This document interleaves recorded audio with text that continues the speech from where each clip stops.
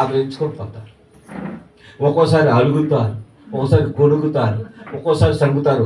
హఠాత్తుగా దేవుడు ప్రేమించేదని నిత్యం మళ్ళీ అని వస్తారు.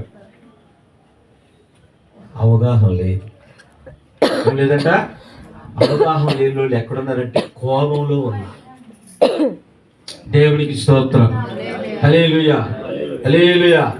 అవగాహన ఉన్నోడు ఏం చేస్తాడంటే శ్రద్ధగా దేవుని మాట విని దాని ప్రకారం చేస్తాడు. చెప్పడం గట్టిగా గట్టిగా గట్టిగా దాని ప్రకారం చేస్తాడు అంతే. ఇంకా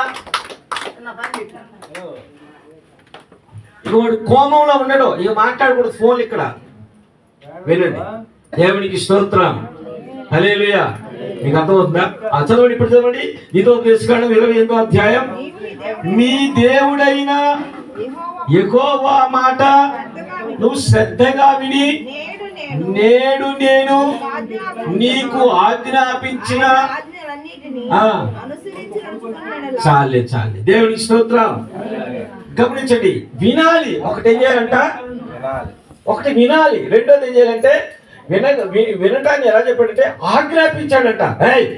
విన నాటకాలా పిచ్చా? ఏమన్నా నువ్వు ఎవరి దగ్గర నాటకాలు ఆడుతున్నావు? తెలుగు ఉండడానికి ఏమన్నా కోమలో ఉన్నావా? నేను చెప్పిన మాట వినా. అది నేను దీవించడానికి నేను పిలిస్తే, నేను ఆశీర్వదించడానికి వెళ్తే ఆ పిచ్చోళ్ళగా ముద్దమ్మాయిలు ఉంటారా బాబు అంటాను. ఆజ్ఞ అంటే అది. ముందు చెప్తాడు, రారా అంటాడు. రాలేదనుకో రెండు రకాలు. దేవుని స్తోత్రం.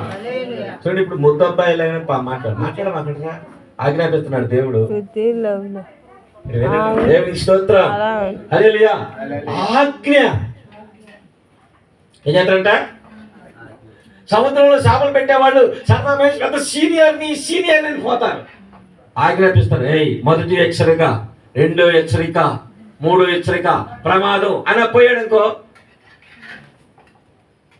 అది గవర్నమెంట్ ఏమన్నా అన్నది కాదు. ఏమనంటే పనికి మాలోడా 3 హెచ్చరిక ఎగరేసాం, నీకు మైండ్ లేదా? ఎవరంటున్నారా? దేవుడి మాట కూడా విని ఆజ్ఞాపించిన వాడు నువ్వు ఆజ్ఞ కనిపిస్తా. ఎవరిని దీవించది? నేను ఏం చెప్పాను నీకు చెప్పాను, వెళ్ళలేదు. ఆజ్ఞాపించాను, నీకు పట్టిదిరా, నాకు వచ్చి వెళ్తారా ఏడు నువ్వు అంటారు. దేవుడు కూడా కొంతమంది దేవుడు కూడా పెడతాడు, నాకు దీవించట్లేదు నన్ను అదంటే. మరి ఆజ్ఞని కాస్త గమనించండి రా. దేవుడు నీకు ఆజ్ఞాపించి ఆజ్ఞని గమనించండి.